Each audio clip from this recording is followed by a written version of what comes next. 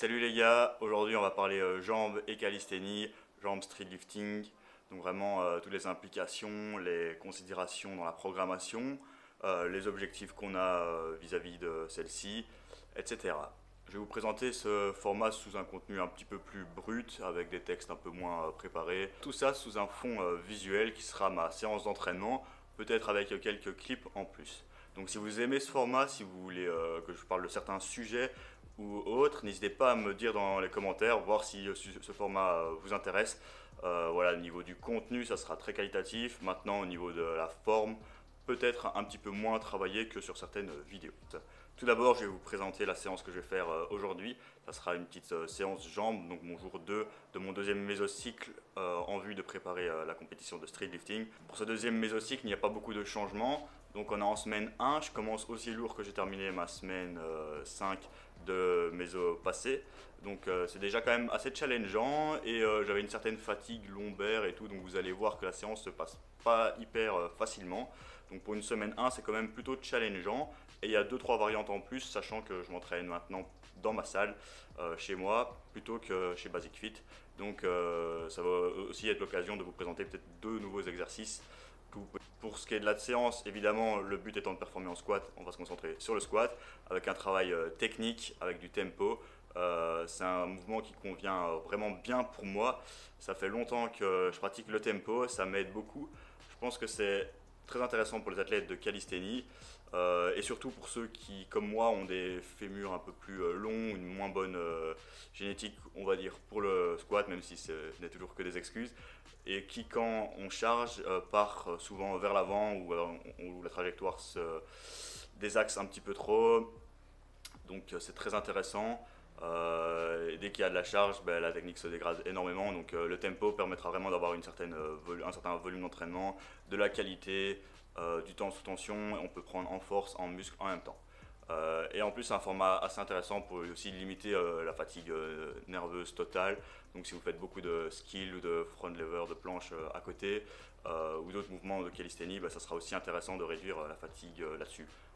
Donc, parlons des objectifs. Donc, si vous voulez vraiment performer en street lifting, bah, peut-être moins être précautionneux, on va dire, avec cette fatigue. Vous pouvez prendre un peu plus de risques, même mettre un peu plus l'accent là-dessus, sachant que le squat peut vous faire gagner énormément de points lors d'une compétition. Maintenant, si vous êtes comme moi ou si vous avez d'autres objectifs en 7 reps, en skill, front lever planche comme je vous l'ai dit, vraiment des objectifs beaucoup plus sur le haut du corps, on va pas se le cacher, on fait quand même ce sport pour le haut du corps dans un premier temps, même si voilà, l'entraînement des jambes est toujours intéressant et qui nous permet quand même de faire de la compétition. Donc tout le jeu sera de vraiment minimiser la masse musculaire qu'on va avoir dans ses jambes et maximiser ses adaptations techniques, neurales, pour être le plus performant possible en ayant le moins de masse possible. Même si la masse musculaire aide toujours à la force, évidemment. Donc c'est ça l'enjeu principal de la calisthénie et des jambes. Donc voilà, après, si vous êtes vraiment un athlète purement de skill, vous pouvez vraiment minimiser ce travail-là, faire un travail beaucoup plus au poids du corps, plus pour la santé, on va dire, plus proprioceptif, avec quand même un minimum de travail musculaire dessus, histoire de vous maintenir et d'être en bonne santé, d'être un peu plus fonctionnel. Maintenant, si vous voulez performer en streetlifting, bah, vous devez obligatoirement incorporer le squat. Un autre point important dans les objectifs sera aussi les exercices que vous allez mettre, si vous avez des objectifs en deadlift notamment, qui a beaucoup d'interférences, on va dire, avec les tractions, le front lever, donc, et qui prend beaucoup de place dans son programme. Ce sera peut-être un mouvement qu'il va falloir éviter, voire limiter en mettant plutôt des variantes unilatérales, en mettant plutôt du Romanian deadlift, juste pour se concentrer sur l'hypertrophie des ischios et de la chaîne postérieure, des lombaires. Sans devoir passer par le deadlift conventionnel où vous allez chercher à soulever le maximum de charge. Maintenant, vous pouvez toujours avoir des objectifs en deadlift conventionnel, évidemment, il y aura toujours un transfert du front, même des tractions, vers le deadlift et ensuite du squat aussi. Par exemple, un squat va quand même beaucoup travailler votre dos, vos trapèzes, vos rotateurs externes de l'épaule, les muscles érecteurs du rachis. donc il va quand même impliquer une grosse fatigue et aura des implications sur les mouvements du haut du corps. Et à l'inverse, par exemple, si vous avez fait une grosse séance de traction, donc ce qui est mon cas, là, la séance de hier par exemple, j'ai fait beaucoup de traction, beaucoup d'hypertrophie sur le dos, donc inévitablement j'avais sans doute une certaine fatigue sur mon dos. Donc c'est toujours à prendre en compte en termes de placement, de priorité dans la semaine. Par exemple, si vous avez plus d'objectifs de jambes, j'aurais quand même dû placer mes jambes en priorité. Maintenant, à mon avis, mon coach aussi veut que je performe un peu plus sur le haut du corps à long terme. Et je pense qu'il prend un peu ces considérations en compte. Ou mono-articulaire, bah là il y a un peu moins de soucis, hein, comme des flexions de genoux, des leg extensions. Donc là, il y a un peu moins de soucis à se faire. Vous pouvez aussi voir ma deuxième séance de la semaine. Du squat avec un peu moins de répétitions, peut-être un peu plus facile que le jour 1. Et toujours un top set en back squat low bar, sachant que j'avais mis du pin squat dans le cycle précédent mais que je n'ai plus accès dans mon home gym.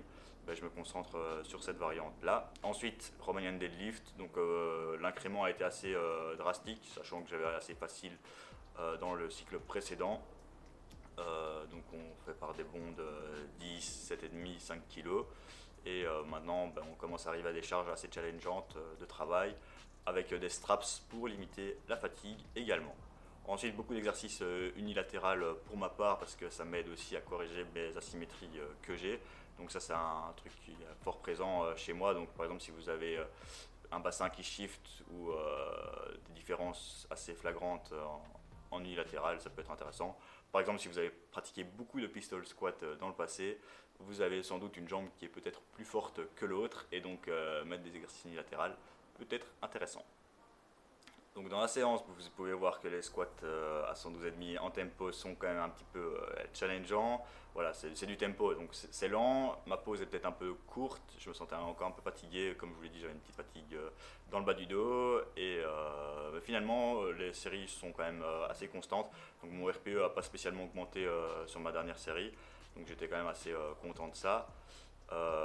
Et puis ensuite ben, le single en low bar, donc j'ai deux singles à 127,5, donc je fais un petit ramping jusque là, donc je fais 112,5, 122,5 et puis 127,5. Ma première série était très galère, je voulais en fait garder la tension en bas du mouvement et je l'ai trop gardé, du coup j'ai fait presque une pause et j'ai plus mis de vitesse du tout, donc assez compliqué à remonter, mais elle a remonté quand même bien on va dire, même si j'ai un petit ticket sur la montée. Et la deuxième série est quand même passée un peu mieux.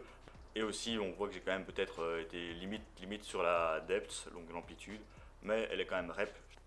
Et puis on enchaîne par des 6-6 squats, donc une très bonne variante au leg extension donc, pour travailler plus le quadri. Et si vous avez envie de mettre une surcharge progressive, vous pouvez utiliser des poids.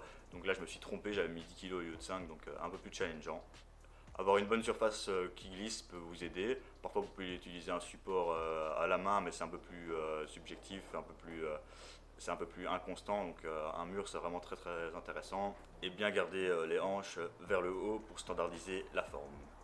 Ensuite du leg curl, ensuite du dumbbell leg curl couché.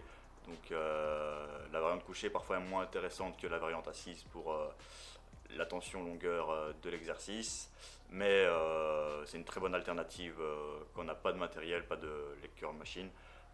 Ça fait vraiment le taf, en plus ça faisait longtemps que je n'en avais plus fait, donc c'est nouveau un bon exercice pour réintroduire un nouveau stimulus sur mes ischios jambiers, et ça fait le taf.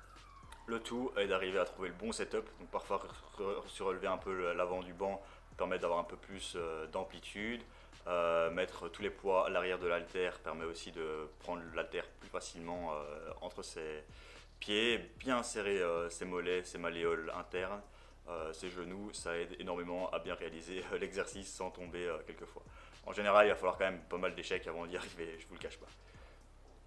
Et donc voilà, c'était tout pour cette séance jambes. C'est un peu ce que je voulais vous partager aujourd'hui en termes d'objectifs, de programmation, de considérations pratiques.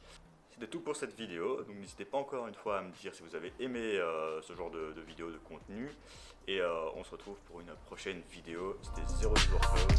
Salut!